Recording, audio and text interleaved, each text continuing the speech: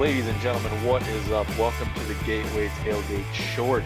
That's it. We're doing a short podcast tonight. A couple minutes, Kenny. And what are we talking about? A very awesome topic. The Blues made the playoffs. Yes, sir. So the Blues go on a streak. The last 27 games, we've talked about it for the past couple weeks. They went 24-3 over the last 27 games.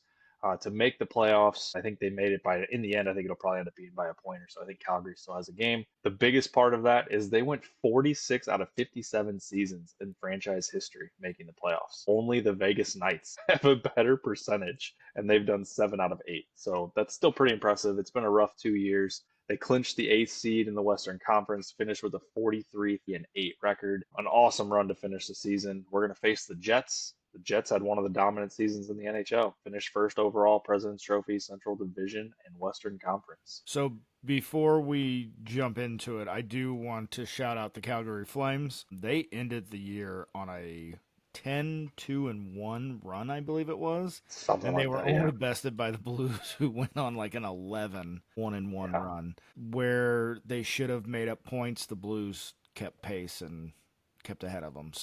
Great season by those three teams who were competing for the wild card, because if they were in the Eastern Conference, they would have probably been a 1-3 seeds. Yeah, for sure. For sure. So let's jump into it. So let's go to the opponent for the Blues, the Winnipeg Jets. Pretty awesome season for them. They led the league with a plus 85 goal differential. Kyle Connor leading the way with 41 goals and 96 points. And on defense, I mean, really, their defense is Connor Hellebuck. Let's just be honest. They allowed 190 goals this year, 46 wins for Connor, 2.02 goals against, 0.927 save percentage. He's going to win the Vezina. What do you see in the Jets? I see a team that scores a lot more goals than everybody else. Like, I mean, a plus 85 differential. What did you say they were? Okay, they won 55 games. So rough math says that's 1.7 more goals in a victory than their opponent. Mm-hmm. And yeah, you could probably factor in empty nets, but that's still impressive. Right? Like, you got to do it. And a team that doesn't have, in my opinion, a standout superstar doing that and winning the President's Trophy. Like, here, let's see here. Oh, that's not what I wanted. Sorry. Move forward.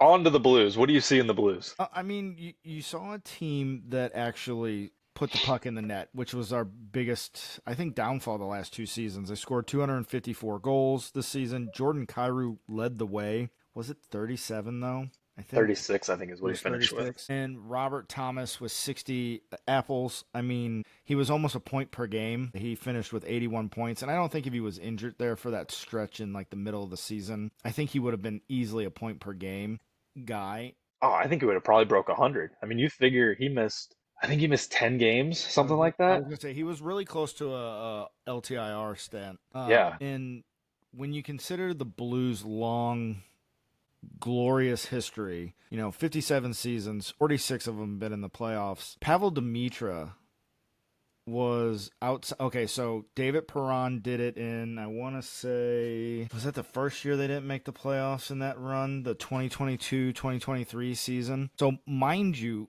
in like 15 years, the Blues hadn't had a point per game guy up until from Pavel Demitra when he did it in like 07, I want to say. Up until then, they went almost 20 years without a guy getting point per game. So they are a death by 1,000 cuts kind of team. We talked about it a lot. 8 double-digit goal scorers. And truth be told, if Fowler probably would have been playing for the Blues more and Broberg wouldn't have gone down with that injury, I think he was out 6 weeks, he probably would have gotten to double digits. Now, that's a lot of speculating on our part, but let's do it. I think my biggest issue with the Blues is probably the defense. They did concede 232 goals. And, I mean, when you have a team like the Jets who take advantage of that, it's going to be interesting. So as far as the goaltenders go, too, Jordan Binnington won 27 games, gave up 2.69 nice goals per game, and he had a 900 save percentage. Joel Hofer won 16 games, 2.6 goals against, so right there with Binnington, and actually had a slightly better save percentage in 904. Yeah, a couple interesting points off of that too, though. Jordan Kyrou, for all the crap that we've given him about his career, I almost wonder if it was wrong player for the system before Montgomery, just because everybody was always like, oh, he's not a two-way player. The kid can score. His last 4 seasons, he had in 21-22, he had 27 goals, 22-23, 37 goals. Last year, 31, and then 36 again this year. Yep. The I, kid can score. I think there is an inherent issue in the Blues fan base, and if anybody's watching this, they're probably a Blues fan, and I don't mean to insult you, but we either want somebody to be Brett Hull and score 86 Mhm. goals a year, or we want visions of the 19 team that we're just going to grind it out. And I believe that team had like 10, 20 goal scorers, if that was the team. It was either that team or the next team, and like they want team players. Well, guess what? The game has changed. It's morphed. You need to have somebody who's going to put the puck in the net. You almost need a superstar. I mean, obviously the Jets are doing without it, but we'll get to that in a minute of what I think the Jets' playoff run is ultimately going to be. Yep. And to your defensive point, yes, they allowed a lot of goals. Parayko was out basically since Four Nations, or right around there. I think his trade deadline technically is the Mm. day before or day of. So a lot of games that he was out, but they got him back for the last 2 games. The other part of it is, yes, Jordan Binnington has a 900 save percentage, but he's faced some of the fewest shots in the league as a goaltender, which is insane. 2.69 is not a bad goals against average. To have a 900 save percentage and a 2.69, that just means that the puck's going through. I mean, okay, cool. The Blues can put a puck in the net and they'll be okay, but they have to go through Connor Hellebuyck, so that's going to be a tough one. Head to head, these teams were pretty close. Regular season matchup. So overall scoring was 11-10. The Jets outscored the Blues by 1 goal this season. The problem is that they won 3 of those games. They won the season series 3-1. One of them was in a shutout or a shootout, Jesus. And then they split the games in St. Louis. Winnipeg was dominant at home. They had the second best league record at home in the league compared to the Kings. So overall, pretty decent series, I would say, other than playing in Winnipeg. Decent shot. Kenny, what are your keys to this matchup? I mean, in all honesty, I wanted to play Vegas because I think you could beat up Vegas. I don't think you're going to be able to beat up the Jets, but I feel like if the Blues can get out there and continue to play the game they've been playing for the past 15 games, they're going to be hard to beat. And I understand the Jets just beat them 3-1 or whatever. I think it was 3-1. But yeah, I don't know if anybody's playing better hockey than the St. Louis Blues, in all honesty. I think you have to grind it out, and I think this is going to be a classic underdog has to go and win one of the first two on the road. Pardon me. And I think you have to take both of them in St. Louis. Yeah, And, I and agree. to do that, you need ultimate playoff Jordan Binnington. Game 7, Jordan Binnington. Yeah, you need game 7 Jordan Binnington. And frankly, I need an update on Dylan Holloway. Yes, I agree. Yeah, and that's one of my big things is that the last few games without Dylan Holloway has been a struggle offensively. It just kind of shifts the lines around. I believe, I'm not sure what show it was on 101 that was talking about it this afternoon, but they said that bringing Parayko back shifted the defensive pairings around. It Mm-hmm. allowed the guys to get back into their position. Same thing with the Fowler trade. Like everybody's saying that the Blues didn't make a trade at the deadline, and their trade was Cam Fowler. I mean, to get a guy that's going to play on the blue line that gets you 9 goals, I mean, it would have cost 2 first-round picks if we were done that at the deadline. And, So and to your Cam Fowler point, I live on Twitter and just seeing some of the people who were like, the Blues stole Cam Fowler from the Ducks, and my God, why did the Ducks only take this? It's like, I mean, you're talking about first round talent. I mean, yes, he's older, but he still played in the first round, or he was still drafted in the first round, and I believe his name is on the Stanley Cup, and that is a lot of weight. yeah, and that was another point that I had. So the Jets have a lot of depth. They've got Kyle Connor, Josh Morrissey's a defensive leadership. Obviously, they have the Vezina Trophy in net. They've got a lot of opportunity. The Blues have the Stanley Cup depth. You Mm-hmm. talk about Parayko and Shen. Robert Thomas was on that team. Obviously, Jordan Binnington's on that team. You have Cam Fowler. You have all these veteran leaderships that can help propel these kids that have not been able to get there. And by the way, let's not forget that Philip Broberg and Dylan Holloway both played in the Stanley Cup Finals last Yep. year. Yep. So this team is deep when it comes to Stanley Cup talent and Stanley Cup ability. That I believe is going to help this team out. But the Jets are a solid team. I think when it comes to the overall strategy, the Blues have to stay out of the penalty box. Yep. The Jets had a almost 45% conversion rate on the power play. We saw in the final game, and I get it, it's the final game. At this point, I think we were already up.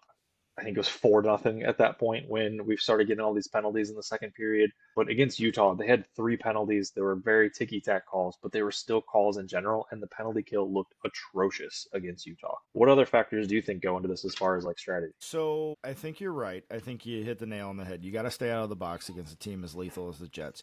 Historically, over the last 10 seasons, I will say this: the Jets' playoff power play success rate is only 22%, and they only kill off 74%. Now, most people are going to sit here and say, Kenny, those sound like good numbers, especially considering the playoffs, and they've only played in 49 playoff games over the last decade. Here's what I would tell you. Most coaches are going to tell you the strategy for a penalty kill power play is it needs to equal at least 100, and you would prefer it to be greater. So, what's that mean? There's about a 4% gap that the Jets have historically. Now, again, this is historically. It means ultimately nothing. But if I pulled the Jets' last 10 seasons and their finishes, going back to 15, they got swept by the Ducks. Did not qualify in 16. Did not qualify in 17. Reached the Western Conference Finals in 18, where they lost 4-1 to the Vegas Knights. 19, obviously they lost to the Blues 2-4. Lost to the Flames in 20, 1-3. Oh, that was the weird COVID year. They got swept by Montreal in another weird COVID year in 21. Did not qualify the next year. So, like, we're not talking about a team that has a lot of playoff experience. So, I mean, on the flip side, the Blues have played in almost a third more games. They're at 67 games. So, I think you got to take advantage of that experience. Yeah, and I'm going to correct myself. I had the wrong stat written down. The Jets are a 45% shot conversion rate on the Mm. power play. They're 28.9% overall, still the best in the league, but 45% of their shots go in the net, which is crazy. And how long has Hellebuck played for the Jets? Do you know offhand? I think I want to say, God, is he pushing 10 years with the Jets? Well, okay. What I will say is the Jets scoring historically slows down in the playoffs. They have a minus 26 goal differential in the playoffs. So I'm actually going to look up Connor Hellenbuck just His because. first year was 15. He appeared in 26 games. So this would have been his 10th year with the Okay, Jets. so he's been a Jet the whole time. Okay. Yeah. He was a And he, full-time starter starting in 16. so a lot of these stats are his, right? And Yep. what's the knock on Buck? He's not a big Not a time. big game goalie. He's not a big game goalie. You saw that in Four Nations. I don't think Canada outplayed the Americans in that game. That's just my opinion. So I think if you can get to Hellebuck early, I think if you can manage to chase him in one of the games in Winnipeg, it's going to mess with his mind. And the one thing I know from being around hockey a long time in my life is goalies are all insane. Hmm. And if you can get them on tilt, they're going to be on tilt for a while. So, Yeah, and we saw that in 2019. So we jump into what is the predictions. The season series goes 3-1. Historically, it's been a fairly even series. Playoffs, regular season, everything between the Jets and the Blues. 2019, round one, the Blues beat the Jets. 2019 and 20, we're going to call it 2025 now, have a lot of similarities. What do you think is going to happen when it comes to the final result of this series? okay. So I'm going to kind of Tarantino this. I pulled some interesting information. So since 1985-86, only 8 teams have managed to win both the President's Trophy and the Stanley Cup.